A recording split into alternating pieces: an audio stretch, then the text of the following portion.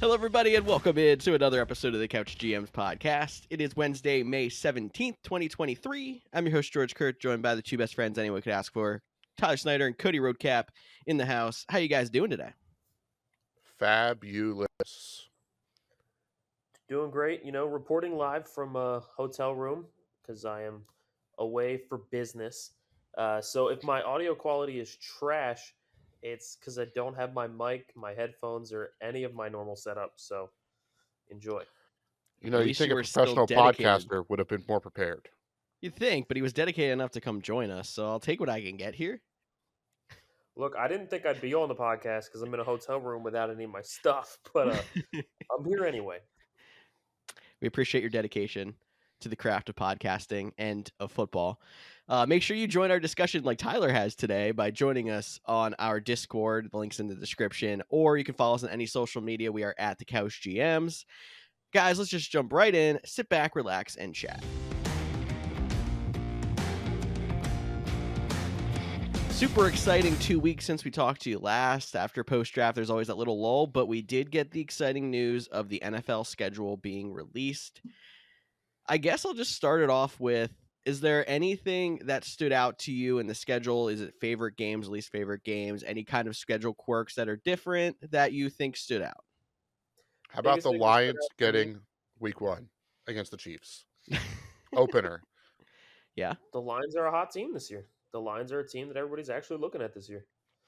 Yeah, but I mean, you could get the Bengals going to Burrowhead. You get a Super Bowl rematch. You get the Buffalo Bills. And then if I was like, ha! Lions. I love it. I think it's way better. We've seen all those big matchups. We've been seeing them. We've been talking about them. Let's give me something new, something fresh. Let's start off the season with a team we don't normally see leading off, a team that's up and coming, exciting. Like, I'm tired of hearing about the Chiefs. I'm tired of hearing about the Bengals. I'm tired of hearing about all these teams. Like, I know that the Chiefs are still in it, but at least we get one team that we can root for that's not one of the big major teams right now. I will say, I think the schedule move for that is a lot to do with the casual fan who basically watches the playoff games, maybe a couple big games throughout the season. So, like, they know the Chiefs, like you said, and all these other big teams, the Bills, the Bengals, even the Eagles after this past year. And then, like, bringing in the Lions, if they were to win or stay competitive in that first game, it's going to draw in a lot more interest from the casual fan towards that team, because I'm like, maybe this team's the next big thing. And they are an up-and-coming team. So I don't hate the move. It was a little shocking to me, but I don't hate it. Yeah, I guess I'm interested to see how it goes because I think it's more of my personal opinion, it's more of I don't want to call it a money grab, but like everybody's going to tune in to week 1. So let's not use the Bengals. Let's not use the Eagles. Let's not use the Bills because guess what? We can put them in prime time. We're going to get mega numbers later in the season. So it's kind of like we already know people are going to watch, so we can give the Lions a chance. I'm interested to see if that trend becomes more of let's not show a rematch, but let's show maybe an up-and-coming team or a team that doesn't get there because we already know people are tuning in on that Thursday. I think the biggest news of the schedule release was the Titans having the best schedule release video of any team.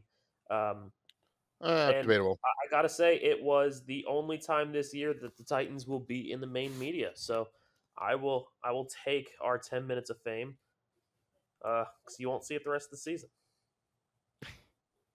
I'm still giving it the best release video to the Chargers.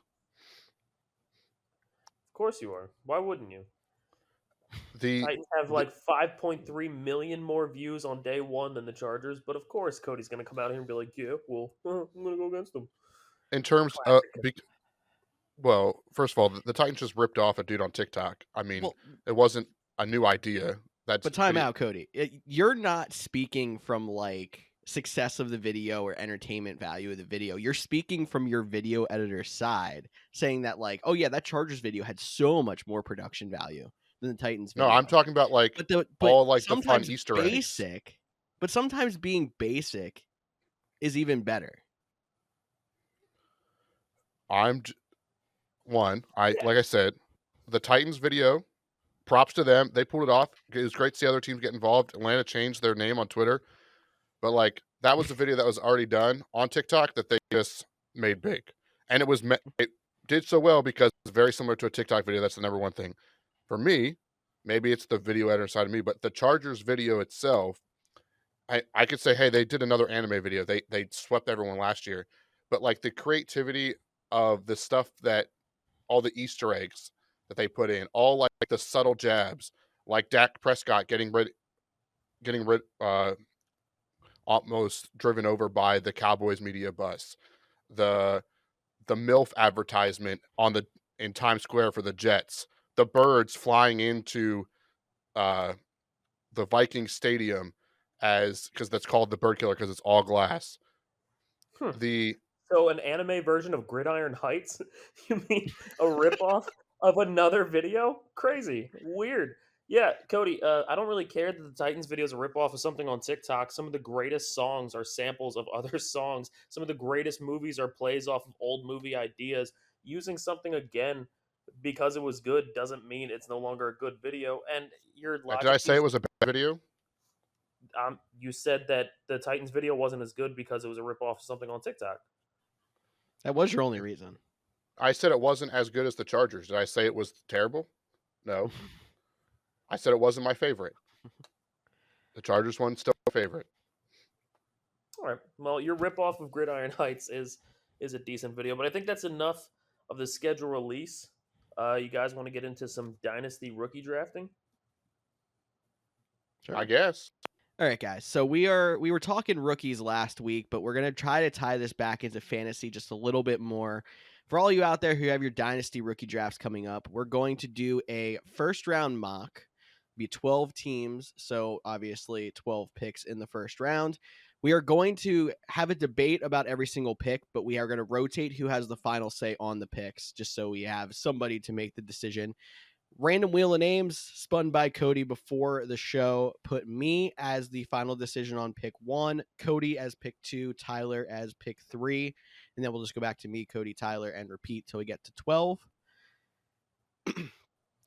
So I got the easy pick. We can just start it right off. Does anybody have any arguments to Bijan Robinson at pick 1?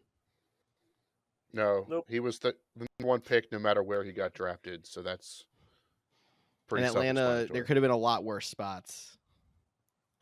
I mean, Atlanta was already a top 5 rushing team last year with Tyler Algier, so that sucks for people that were really on his hype train, George.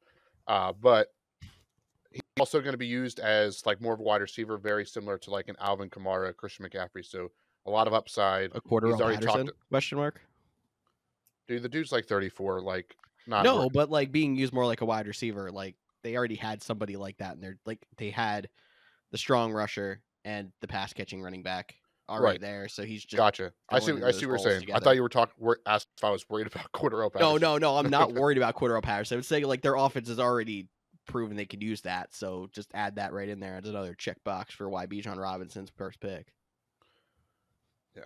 All right. So Bijan Robinson, we got that out of the way. 102 is where the real Dynasty mock draft starts. And I, unfortunately, have the final say here. So I'll throw out my 3 options.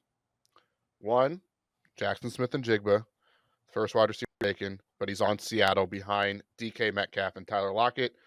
He will be featured a decent amount playing primarily in the slot to start, but Tyler Lockett is getting up there in age. He is probably only has a year or 2 left. He could be the next guy in Seattle, and DK Metcalf did not sign a long-term extension. It was just like a 2 or 3 year extension when last offseason. So long-term play, I like Jackson Smith-Njigba.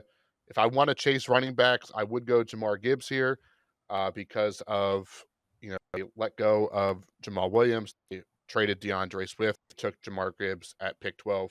So I think he's intriguing. And then, of course, if you're going to take a quarterback, you would have to take Anthony Richardson with his rushing ability and that being a cheat code in fantasy. And I'm leaning Jackson Smith-Njigba, but I'll let you guys, if you want to try to sway me either option, feel free.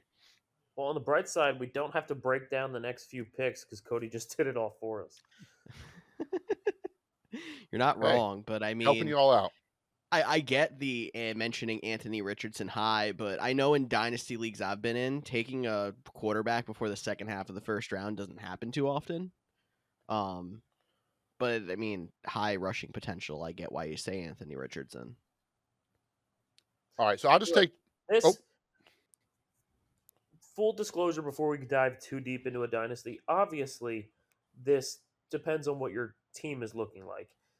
uh, I can tell you that in our dynasty league of record, I have Christian McCaffrey, Nick Chubb, and Derrick Henry. Taking somebody like Gibbs doesn't make sense for me at pick 2. I can Yep. tell you that my number 1 quarterback is Ryan Tannehill.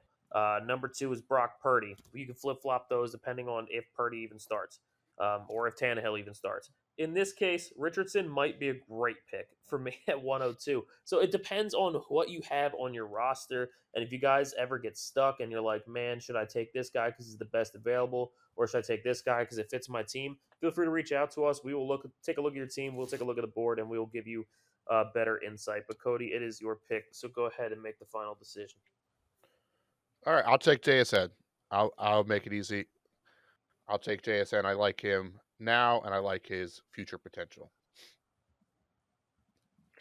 All right, I like that. And now we're going on to Tyler at 103. I think Gibbs or Richardson or the field? yeah, Gibbs. I'm feeling Gibbs. If anybody has any, you know, Cody's already getting a little smirk on his face where he wants to say something against it, even though he said it for the last pick. I can see it in his face. But You Gibbs, You I can just feel like got the like see. you look best like a pick. deer in the headlights after you said that. Yeah, You dude. I have think your quality of your hotel Wi-Fi stream has me a little pixelated or something because I have nothing to say here. I would take Gibbs next too, unless you you'll need have a to quarterback. you'll have to watch the video back because you have a little smirk as soon as I'm like, I would take Gibbs, and you're like you were about to say something. I'm gonna have to watch it back. But anyway, yeah, Gibbs makes sense. I mean, look, it's your best value of running back in the first round outside of Bijan Robinson. Um, he's any time a team is willing to trade away a really good running back to make you the starter, and anytime a team goes absolutely bananas in the draft room because they got a guy that was a huge reach, clearly they have some big plans for this kid. I'd want to see what those plans are on my team. No, for fantasy it makes total sense, but I just every time I think about how excited the Lions got for taking the second running back on the board at pick 12, it makes me chuckle a little bit.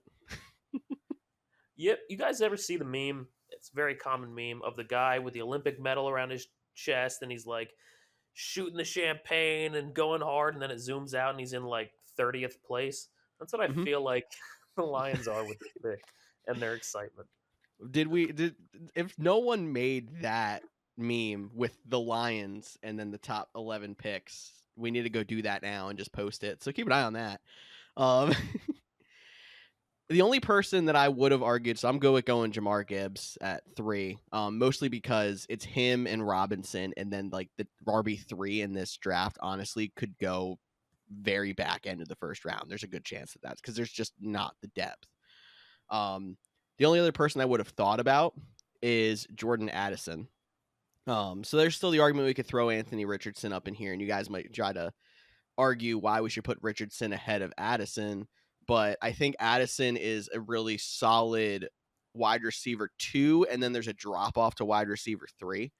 So I just wanted to throw his name out there. That's where I'm leaning for going pick 4. Can you convince me to go Richardson? Why would I do that when I have the next pick? No, I'm cool with it. Jordan Addison in there, pick 4, sitting number 2 behind Justin Jefferson now that Minnesota got rid of Adam Thielen.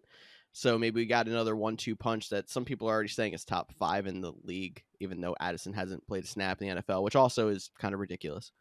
But that's NFL media for you. Well, yeah, I mean, they definitely have him up. And don't get me wrong, I think Jordan Addison would be wide receiver 2. Like I mentioned, I would have taken Anthony Richardson above him. But Jordan Addison is under 175 pounds at 5'11. So, like, he's definitely on the very small side of wide receivers. So, we're putting all these expectations of him being the number 2 replacing Adam Thielen. You think that's going to be a high powered offense. All the snaps that, all the coverage is going to face Justin Jefferson, he'll be wide open. He'll be able to take tunnel screens, all the underneath stuff. I think there's a lot of truth to that. But I do have my concerns with his size, especially holding up in the NFL. Do you Probably why think he that was the third that wide receiver taken. do you think that that kind of size, height, weight, height comparison has not been as much of an issue because Devontae Smith's been successful and he's 6'1", 170? Like everyone was worried about him, and that's why he fell to wide receiver 3 in his draft. But now Addison's getting hyped up the way Smith wasn't quite as much in his draft. Do you think it's because like people have seen a receiver in that size be successful now? I mean, Devontae Smith also won the Heisman, was a top 15 pick. Like Addison went mid-20s. Like I'm not taking anything. He would have been my next wide receiver taken, but I do have the size concerns, and Devonta Smith is an outlier in terms of data that we have. All the previous, and you have to wonder too, if they didn't trade for AJ Brown, would you be still super high on Devonta Smith, or is he more of a number 2 because of his size deficiency? Something we'll never know, but something to keep in mind. It's true he went from wide receiver 1 to wide receiver 2 in the offense, and his stats grew significantly, which doesn't happen often at all in the league. So, All right. Well, I have pick 5, and we talked a lot about Jordan Addison, but I will take Anthony Richardson here. I was considering him at 2, so the fact that he's still here at 5, he's my pick. I think he's the quarterback that is in a great situation where he went with Shane Steichen. Can do a lot of similar things to what Jalen Hurts does. Will he become Jalen Hurts? Who knows? There's a lot to be seen. He's definitely a raw prospect, only starting 13 games, but he should get to learn on the fly. He has a supporting cast around him. He has a run game behind him. So it should be interesting, and I expect him to do a lot of running, which is why I think he is a guy in terms of fantasy that if you're in a situation like Tyler said where your quarterbacks are rough, like you don't have one of those elite guys, like he's a guy that you can draft this year and plan on starting at some points. That's how I feel about him. Where the other guys might be a little bit more wait and see how the team runs it, but I think he's similar to what Justin Fields was last year. I mean, Fields barely threw for 200 yards in the game, but he was still startable in fantasy because he was rushing for 100. So I think that's kind of like maybe not the quite floor, maybe a couple less rushing yards, but like that's kind of the minimum of what you'll get out of Richardson this year. All right, so I'm on the clock now. Pick 6. I feel like there is a drop off from, pick 5 to pick 6. At this point, I feel like you can make an argument for a few people, but I will say my guy. If you want to try to talk me out of it, feel free. But I'm going with Quentin Johnston, wide receiver for the Chargers. I feel like you have Keenan Allen, who's aging, but you have 2 wide receivers over there in LA that can never seem to stay healthy. Justin Herbert, we still view as a really good quarterback in this league. Had some struggles last year because he had some in and outs at wide receiver there. But it's still a really good offense, a really good quarterback. And I feel like, the dude's huge. He's a huge target, so he should be a great red zone threat as well. But I feel like Quentin Johnston is probably your best pick at this point. So the 2 people that I have next on my board, I think it has to go back to what Tyler said with how is your team looking? If you're picking at pick 6, there's a good chance that you want to be looking a little bit more towards the future, in which case I think Quentin Johnston's the best pick. Because, he's going to be wide receiver 3. He's still probably going to start plenty of times, whether he's, playing along with those 2 if those 2 get hurt. But Keenan Allen's been in trade rumors for the last 2 years. I think Mike Williams is probably staying around considering how they gave him the big contract. But there's a good chance Quentin Johnston, even as early as next year, is wide receiver 2 in that offense. So at that point, you're fine. But then the other person who I was thinking about, if you are a team who is like on the cusp and you hope like take a Hail Mary shot at somebody who could be better right away, you can take Zay Flowers because he probably is going to be wide receiver 2 in Baltimore, or at least, eat into more of the wide receiver targets because they are such a mess in their wide receiver room. And just hope he makes more of a year 1 impact if you're like so close. but good chance if you're picking 6, you're not that close. Yeah, I would take Johnson over Zay Flowers in Dynasty. I think they're the next 2 picks, but I would go Johnson then Flowers. Because I think Flowers, pick 6. I think Flowers could easily start or be wide receiver 3-2 behind Bateman and Odell Beckham Jr. in a less pass-heavy offense. Yeah, I know. I think I saw Lamar said he wants to throw for 6,000 yards, and maybe he will. Maybe Zay Flowers will be the steal of Dynasty drafts. But if one of them's going to throw 6,000 yards between Herbert and Lamar, I'm going to bet on Lamar or bet on Herbert to do that. It reminds me of when Chris Johnson went for 2,000 yards, and everyone's like, "Wow, this guy's really good." And the next year, it's like, "Yeah, now this year I'm getting 3,000." It's like, all right, how about we chill? Like, how many did he rush for the next year? I'm just curious. Do you actually know? He probably got hurt. 1,000, unfortunately. maybe. Like it was. He meant 3,000 over a 2-year span, right? Because he got it. I don't even know if he got it. His career went downhill real fast after that. Anyway, so I mentioned Zay Flowers when Tyler announced Quentin Johnston. I'm going to take Zay Flowers at pick 7. He ran for and I really think yards. It's 1,300. So he did get 3,000 over 2 years. So he's good. Zay Flowers is a lot more of a home run swing kind of pick, but I think he definitely is still the next best player on the board. Sorry, Tyler, cut you off. No, you're fine. I was still shaking my head at the whole Chris Johnson thing. Do you know he had 6 straight years of 1,000 yards rushing? He never seemed that dominant. Playing in all 16 games. Hey. People don't talk about him. Well, the Titans weren't really even on the map at that point until he rushed first 2,000 yards. And then not only did he jump on the map, but the Titans in general started to trend upward. I think it's because he was buried on a team that's just known running back greatness for years. So it's like him on another team, he might be one of the best running backs they've ever had. On the Titans, it's like he's top 4. He's like 4th. Top 4. For sure. Yeah. Cody, 108. What you got? Oh, I'm back up? You are. Oh, I thought it was you. I took Zay Flowers. Oh, you took Zay Flowers. I missed that conversation.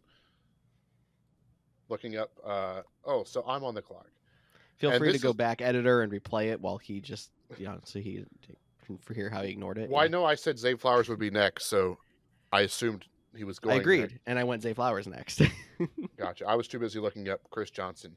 And then I think this is the real, point in the draft for, if you picks 108 through 112, see if you can get a pick next year for him. Let's get out of the first round in this draft. Stock up your pile.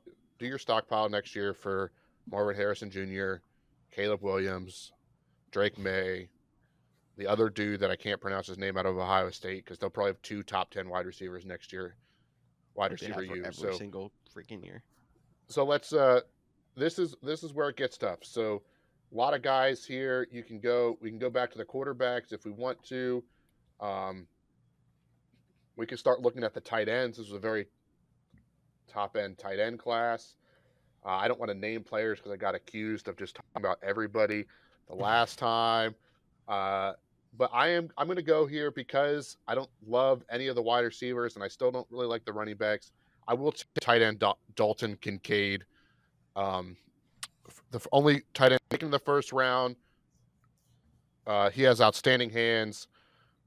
Be a great fit in Buffalo. Dawson Knox had that one really good year in terms of fantasy. Dawson Knox will be a free agent after this year. We'll see if they bring him back. Dalton Kincaid. This is a guy they traded up because they knew they had to jump the Cowboys for. They were very excited about getting him as well. Maybe not as excited as the Detroit Lions, but you get the point. If you go up and get a guy than the Detroit Lions, that was your guy. So give me Dalton Kincaid at pick 107. I like it. Yeah. And I didn't even give you guys the next tight end because they all stink. So take a shot at someone who has a chance not to stink. I was hoping Kincaid would fall to my pick, so I had an easy pick. Good luck. Have fun with a quarterback, I'm assuming. It's like you know me so well. I mean, Well, I'm actually shocked that Cody didn't take a wide receiver because all he takes is wide receivers. that is fair. No, the wide receivers after Zay Flowers, I'm not thrilled with, especially as like first round picks. It's true. You could take a running back, but again, I'm not happy with any of them. I feel like at this pick, the best pick is Bryce Young. If you don't need a quarterback at all, then maybe it's not Bryce Young. But I like Young because, CJ Stroud could be really good in this league. He could be really good dynasty wise. There's a chance. there's a chance that the Titans found a quarterback. Probably not. But I feel like Bryce Young has the best chance of stepping in and being a solid fantasy contributor year one, maybe even more so than Anthony Richardson, depending on how you look at it. But I feel like Bryce Young could be a good contributor year one. The fact that you're getting a player that can contribute in the first year makes him more valuable. They did get him some receivers. I mean, they're not phenomenal, but he does have some people to throw to. So at this point in the draft, I feel like Bryce Young's your best pick. I mean, he's got DJ Chark, Adam Thielen, Jonathan Mingo, Laviska Shenault. They did get Hayden Hurst. So he's got some things to throw to. None of them are like, oh my God, yes, he has them. But I feel like he can still contribute year one. Yeah, I mean, this is the most I'm still team boring CJ Stroud, second but half. I get the pick. This is the most boring second half of a first round in a dynasty draft I feel like I can remember. Like, there's people that are going probably mid to late second round that I'd rather have than some of these guys, which is why I understand a lot of people are trying to trade back to get into the first round next year. But then if you look at like our dynasty leagues, for example, there's so many people trying to do it that no one can, or it doesn't matter if you do because there's already people that have stockpiled 3 picks. So you're kind of in a bind of like, maybe you trade some of these picks for, veteran talent if you can. Maybe trade to a quarterback needy team. But if we're sitting here saying like, yeah, wow, these picks suck. I want to trade for another player, another pick. As odds are, unless you're in a league full of idiots, your league mates are saying the same thing. Your league mates are saying, why would I give you a decent veteran for this pick when there's nobody good on the board? Or why would I give you a first round pick next year when there's so many good players in the draft when, these players suck? So it's a lot easier said than done to trade a late pick. Let me hit you with a hypothetical because I know, like you just mentioned, in one of your dynasty teams, you're struggling with quarterbacks. Yep. So I'm in a sweet spot here where, say, I have pick 10, and we see that CJ Stroud's still on the board. You didn't take a quarterback earlier, just say you didn't have a pick or you decided to take another position. Would you give up a veteran to move into pick 10 to get CJ Stroud? Who's the veteran? And who would the veteran have to be in your mind too? Like wide receiver 2? I mean, would you trade like a wide receiver 2, wide receiver 3 Here, I'll pull for up CJ Stroud? Here, I'll pull up your team, Snyder, and I'll just some real light. Ian Allen. No. Brandon Ayuk. Nope. DeAndre Swift. Maybe. I don't like his situation. No, honestly, on my team, yes, I would trade DeAndre Swift. You also had 2 other RB1s. Right. Yeah. But just like using these players as potential capital for, like, are they worth a late first round pick in Chris Godwin? I would not move, no. Even with Baker. Marquise Hollywood Brown. We're getting sweeter. So that was close. So maybe you throw in a, young guy with some potential back or a later draft pick or something, and you make that deal work. So there's still ways to get out of this situation with somebody who could be helpful for your team. Like, there's a chance that you trade out CJ Stroud, you get Hollywood Brown. Hollywood Brown's your insurance policy for a team that's trying to make a run, and if you have an injury, he can be a starter for you. This is just, as opposed to like, a bad person to ask, because I've been burned so many times recently with quarterbacks. I mean, I've needed a quarterback for years, and I went after Ryan Tannehill because he had one amazing season with the Titans, 2 amazing seasons, and he fell flat for me in fantasy. So then I took to the draft and I was like, oh, finally, we have a really good quarterback draft. Finally, there's guys like Mac Jones and Zach Wilson that are available. Like, finally, I'll get a quarterback. And then guys like Brock Purdy break out. But Mac Wilson, Mac Jones and Zach Wilson are like falling out of the league at this point. I've been burned by quarterbacks, so do I really want to use a first round pick on a guy like CJ Stroud who could be out of the league in 3 years or a backup in 3 years? Because we don't know. We want to say like, yeah, dude, they look exciting. They look really exciting this year, but we don't know until they start playing at the NFL level. We don't know what's going to happen. We don't know how they're going to work out, and they could very well be backups, and we could very well have a 7th round quarterback that's suddenly lighting the world on fire. So it's hard for me to justify trading a first round pick or trading a player for a first round pick just to take a quarterback. Now, if for some reason a guy like Zay Flowers or a guy like Quentin Johnston or a guy like Jahmyr Gibbs, they fell to like this late first round, then I'm talking about trading up. You know, if you have a lot of quarterback needy teams and for some reason within the top 6 you had Stroud, Young, and Richardson all go, and suddenly these decent players fall to the end of the first, then I would trade up to an end of the first round pick, and then it makes those picks a lot more valuable. But it really depends how the draft falls.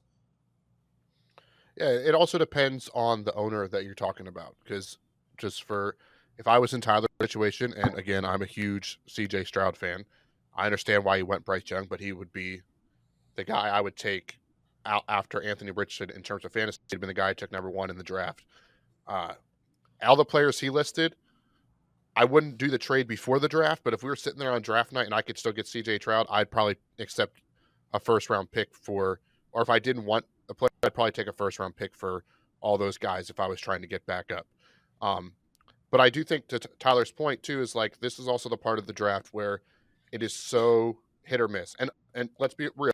Some of these guys in the top, Jahmyr Gibbs, Jordan Addison, Quentin Johnson, Zay Flowers, they're not all going to be the next Jamar Chase, Justin Jefferson, Devonta Smith, like the guys that we're taking. And you might be sitting there thinking, well, it's a dynasty rookie draft, like the quarterbacks will fall. Tyler got stuck with Wilson, pick 6 as the quarterback taken in our dynasty draft, where the 3 years prior to that, the earliest a quarterback went was one went in the first round, but the other ones went in round 2 or even round 3. So, yeah. And that was an auto pick for, unfortunately, because the guy forgot to log on and he got Kyler Murray. So, like, very similar to regular drafts, like quarterbacks often go a little bit later. But if you're in a situation where you're ready to compete and you need to trade up, the bottom half is probably a good spot to do it because people are looking to trade back. Maybe you don't even have to give up a next year first. You go up a 2nd and a 4th or a 2nd and a 3rd. That's the fun part about Dynasty, is getting to do all the trades, get to do pick swaps. It's also that you have to more or less talk to the other players. You know, rapid firing trades from the hip don't work in a Dynasty league compared to your redraft when the stakes aren't as high.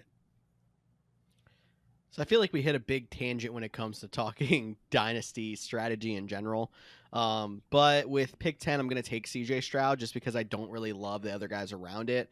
I feel like there's a chance you can either move the pick for the quarterback or maybe taking the QB2 is the best option for your team if you're this low. Like maybe you already are a contender. You just got to get yourself some insurance. Hey, that's not a bad pick at all. Which puts me on the clock here.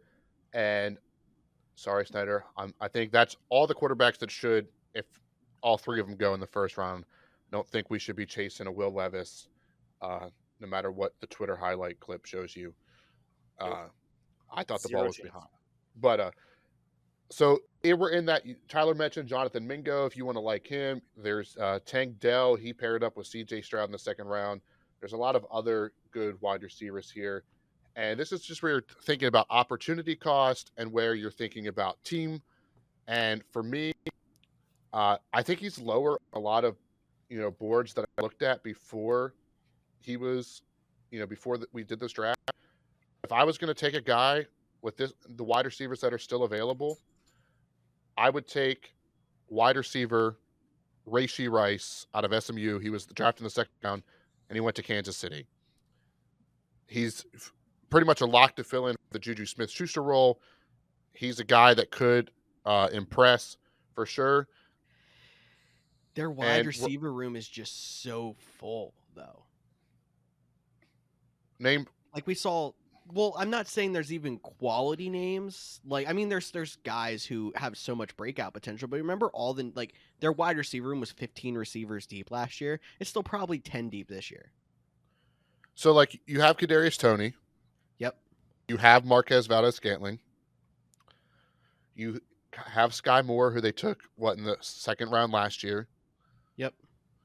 Then you have Rashee Rice. Justin Watson in the fold, who started a few games last year. Yeah, I wouldn't worry about him. It's not as deep as I remember. Justin Ross, if you guys are out there and your rookie draft also is free agents, and this guy might be available in free agents, not in the first round, but as you get in the later ones. Justin Ross?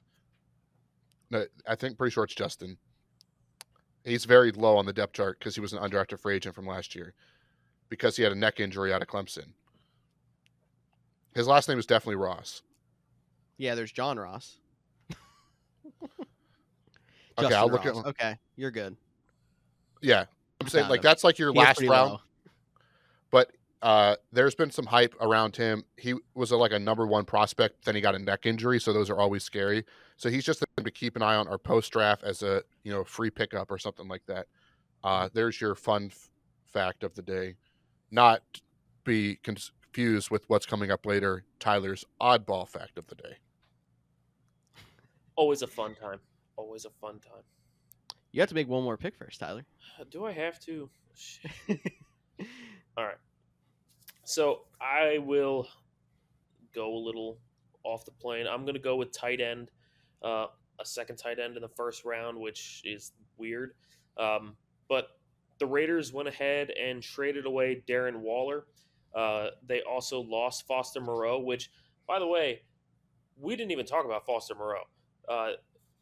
This guy was diagnosed with Hodgkin's lymphoma, and it was only like 2 months ago that the Saints physical guy found it, and that he had Hodgkin's lymphoma, and we thought this guy's career might be over, and he said, you know what, no, I'm going to beat it, I'm going to be back. It was just announced that he beat it, and he plans to play this year. It's only been 2 months. That's insane. That is absolutely insane. What's that? He signed with the Saints. Yep. Yeah. Yeah. Early detection. I mean, I'm sure because of the whole situation, they must have caught it early, and that's why it was.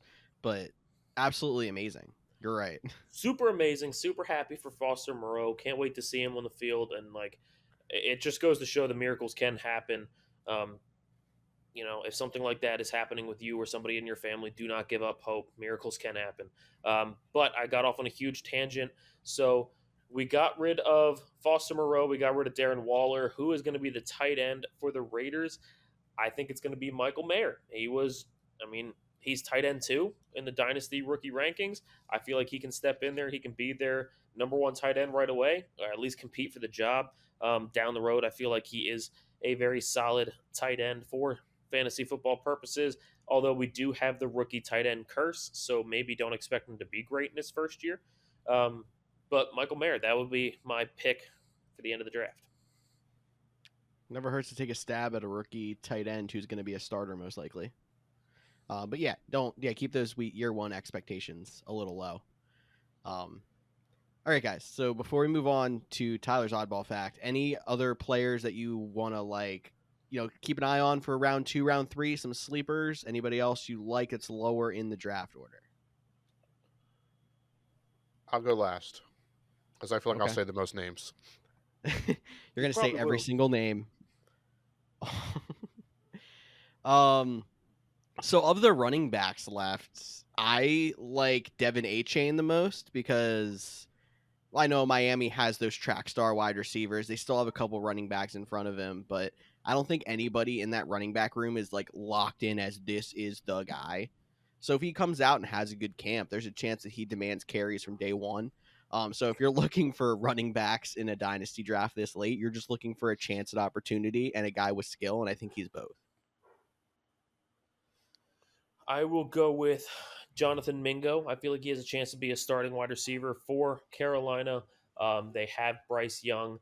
And as we know, there is rookie minicamp where they get the rookies together, they start playing. So Mingo and Bryce Young can already start developing a connection, and that could very well transfer over into the season. So I think that Mingo has some upside. Plus, like I said earlier, they do have some wide receivers, but nobody that makes you like really go, wow, that's definitely the guy. So Mingo definitely has a chance to fight his way onto the field for plenty of reps. Is it Terrace Marshall season?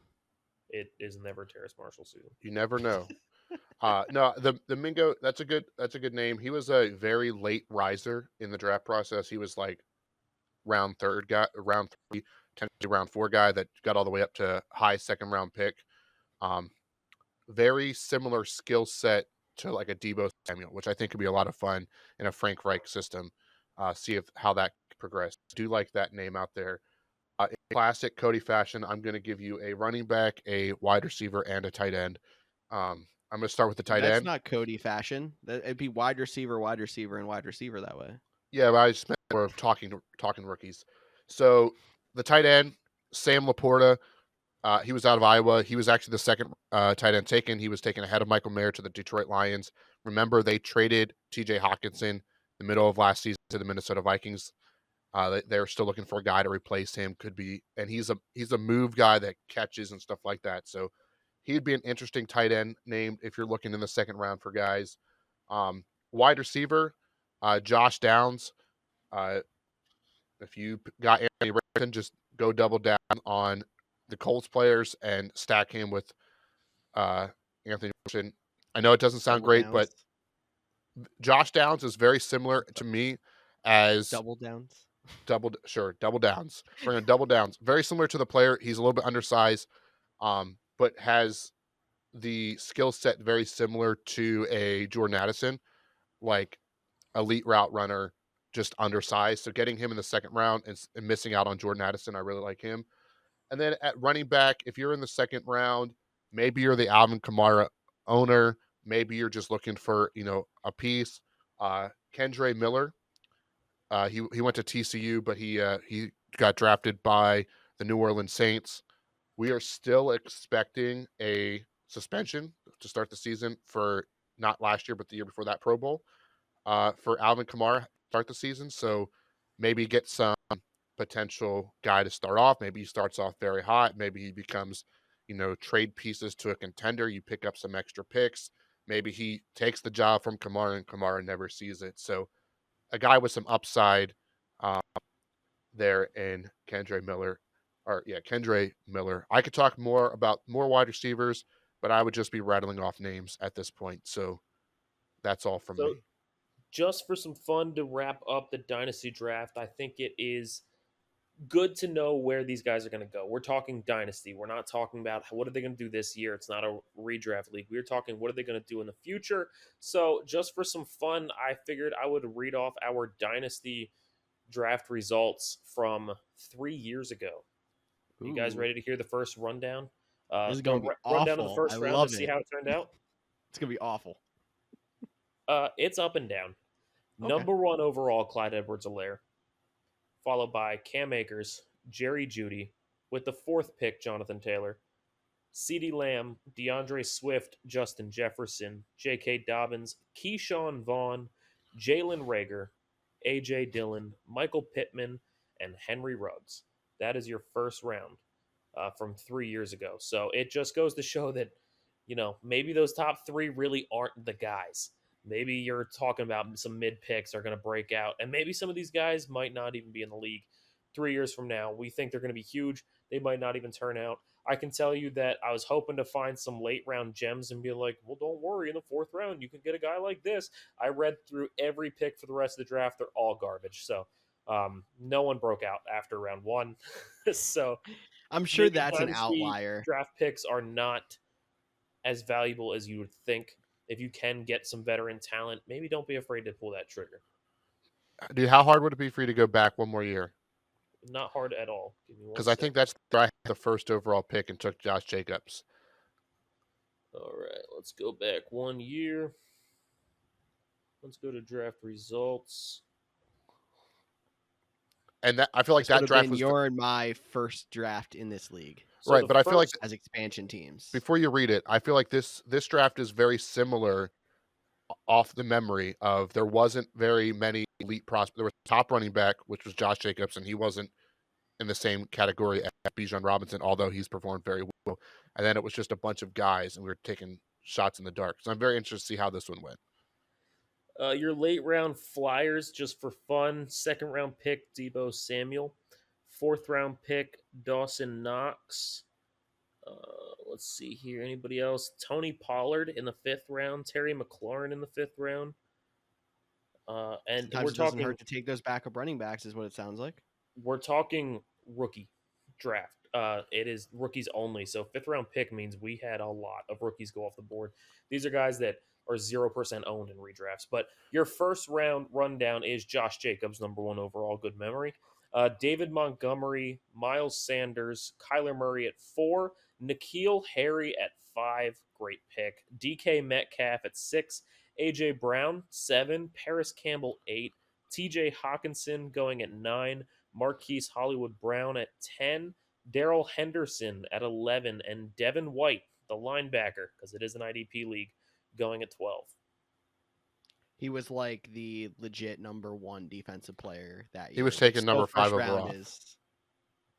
Yeah, but still first round for a defensive player, even in an IDP league, is pretty pricey. So I'm shocked to hear that. But honestly, Nick that pick Bosa went worked at out the end of fine. the second round. So when you hear it compared to that value, it was probably an overpay, but it worked out. But since our league is IDP, and there's probably people listening that is IDP, who is your top defensive player this year? Man, I wasn't prepared for that question. Neither was I. All right, so would you take Will Anderson, who the Texans gave up a bunch for? I mean, normally you take edge rushers; they're the top guys. You have Tyree Wilson. You have Lucas Van Ness is another one. George, you're the Eagles fan. If you want to go Nolan Smith on that line, maybe a Jalen Carter. They're first of the first 2 first-round picks. Christian Gonzalez, if you're really into corners, or Devin Witherspoon, if you're really into corners. No, I mean, feel most like of the time it has to be Will Sorry, Anderson personally. I'm sorry to interrupt you. Yeah, I feel like it has to be Will you're fine. Anderson. I feel like there's really nobody else on his level. George, if you want to go with Jalen Carter because he is that upside, like I'm curious to see what your take is on him for IDP. I mean, I think he's going to be a great pick for whoever gets him because he has the upside. I think he's limited because the Eagles always tend to rotate the defensive line more than a lot of teams do. I mean, less snaps could still mean just as much production because they try to keep guys fresh. It's just their system. But it's tough. I was also going to agree with you with Will Anderson, but I wanted to make a little bit of a argument for Jack Campbell because we know how much we've liked those linebackers who aren't necessarily huge playmakers on the field, but they just get tackles and tackles and tackles. And in fantasy, that helps you so much. So I think there's got to be like, if you think he's just going to be one of those guys that just fills a gap and gets tackles and that's just his job and he's going to be really good at it, there's a chance you take him first too, but I still think it's got to be Will Anderson. Yeah, I think it's Will Anderson. I would throw Tyree Wilson as another potential guy in there. They got edge rusher out of Houston or Texas Tech, but he went to the Raiders, so he'll be behind Chandler Jones and Max Crosby this year. So probably not a guy that you're going to get immediate impact from. So that's probably what knocks him down a couple pegs. You muted yourself, bud. I apologize. I have really noisy neighbors and they're screaming outside the door. It makes me feel like home. So Will Anderson, we're all agreeing, should be the top defender. You can throw in some caveats for some other guys. But people in IDP leagues, where do you justify taking a defensive player like Will Anderson, who's a consensus number 1, as compared to the rookies we just named off? Would you take him in the first? Would you take him in the second? Where would you take a guy like Will Anderson? I would say mid-second round. If you're like one of the top 3 picks in the draft, you most likely have more holes to fill and you're trying to take a stab at a skill position player in round 2 because you need to, get some more rookie talent. So you're not going to take a defensive player right there. But once you start getting past that group, I think at any point there in the second round is where you'd be good to do it. So I would actually say I'm going to use our draft as a reference. So real quick, our first 8 picks were Bijan Robinson, Jackson Smith and Jigba, Jamar Gibbs, Jordan Addison, Anthony Richardson, Quentin Johnson, Zay Flowers, Dalton Kincaid. He doesn't go before any of those. Pick 9, if you were in the championship game last year, meaning you would have one of the bottom 4 picks, and you don't need a quarterback or you don't want to take a tight end, defensive points matters. If he turns out to be a stud, so I think in this draft, early as pick 9, I think you could see Will Anderson go. Okay. All right. Fair enough. All right. Well, if you're not going to add anything, why don't you hit us with that oddball fact? All right. Today's oddball fact of the day. This one kind of came to me because of the fact that we're talking YouTube TV, getting the rights to NFL Sunday Ticket this year and talking about prices and how expensive it is. And we always talk around Super Bowl time about how expensive a Super Bowl commercial is. So I got some money facts for you. CBS paid $4.6 million in 1962 for the first exclusive rights to broadcast NFL games. Just in comparison, in the current deal, Fox pays about $1.15 billion per year for its NFC package.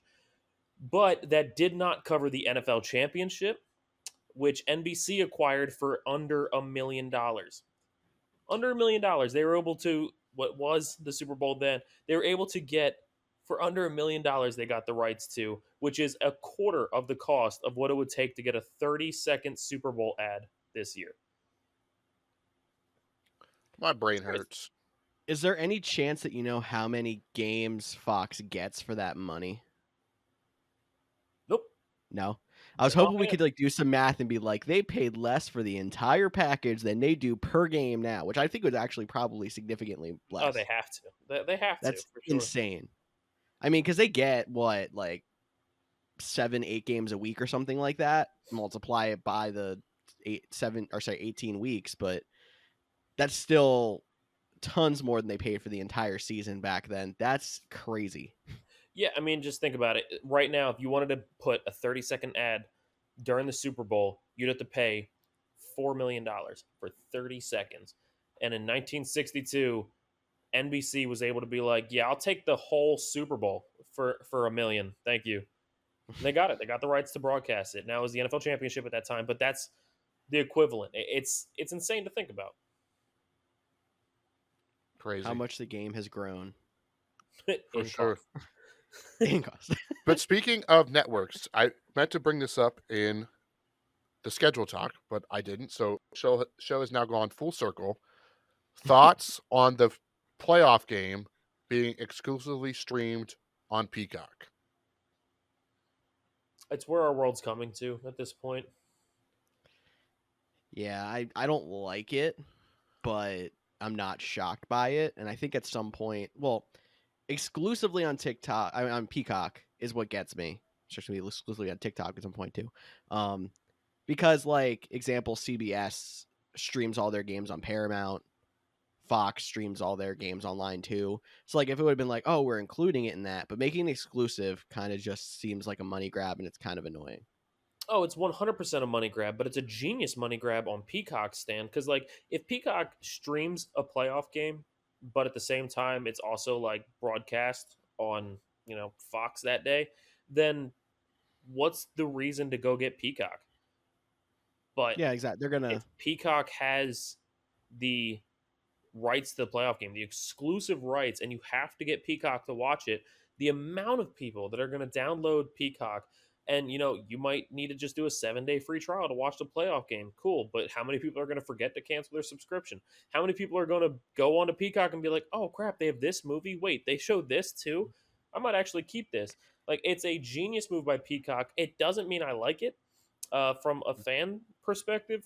I don't think Sunday Ticket should be a monopoly. I don't think one set streaming service should own the rights to it because it allows them to charge whatever they want. So all of that, like, I have so many issues when it comes to networks, when it comes to rights. You will have me on here for hours complaining about blackout restrictions for local games. I'm sorry, but if I want to watch my favorite team, it should not be blacked out. I don't care what I'm using to watch it. That's frustrating. So yeah, it's all a monopoly, but it's all a business, and people are making millions by doing it. I will say one thing to that though, like how they're making it exclusive on Peacock. You know, people are going to download Peacock just for that. Props to YouTube for one thing, and that's not making you get YouTube TV to get Sunday Ticket. But they kind of do. They make the price so much cheaper if you have it. Not necessarily, because it's like $60 a month just to get that. So making it $100 more, yeah, they're still getting their money. But when you think about even over the 6 months that the NFL runs, that you would have to have YouTube TV, then cancel it and then get it back or whatever, they're still making less money, allowing you to get it solo. I hear you. Still frustrated about it. Oh, it's still frustrated, definitely. But and the other thing is, at least it's available to everybody, unlike before. Thank you, DirecTV, for holding that monopoly even worse. Yeah, I think the Peacock thing is super interesting, and I'm interested to see, because a lot of people don't realize that Peacock is the NBC streaming service. I don't understand why, but like, so when does Paramount Plus be like, actually, we're not going to let you stream the games, and we're going to get an exclusive game on Paramount Plus? When does Fox do the same thing? Like, when are we like almost back to cable where we have to now buy all the streaming services? At least with the Sunday Ticket, you can get, YouTube TV. Oh, and now you have a TV subscription, so you can still watch the games on ESPN. You can still watch the games on, Sunday Night Football that your Sunday Ticket wouldn't cover. You at least get those games. Also, not even thinking about that. You don't even need YouTube TV if you're just focusing on football. You can get NFL Plus and get your local and your prime time on there for like what, $10 a month? But you need a cable subscription to get your local for NFL Plus. Yes, for live games you need to log into your cable provider. I thought if you just bought the NFL Plus, it bypass that. No, well, that's not even worth it. You can just log in with your cable subscription on the actual app.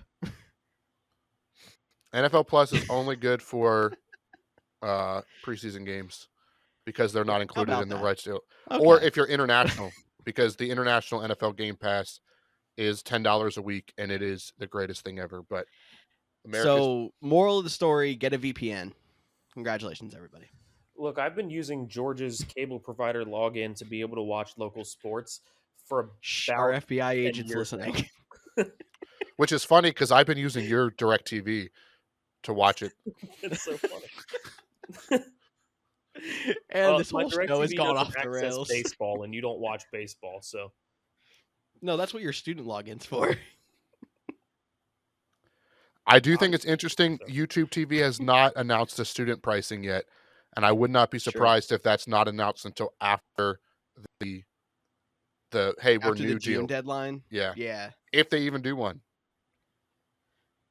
I thought that was part of the contract negotiation that NFL wanted that. I could be wrong. The only reason I'm still in school is for the cheaper Sunday Ticket. Right? All right. I think we got to wrap this one up. We're getting a little crazy. Hopefully you enjoyed the Dynasty rookie mock draft. They should be happening relatively soon. So if you have any questions, as always, feel free to reach out.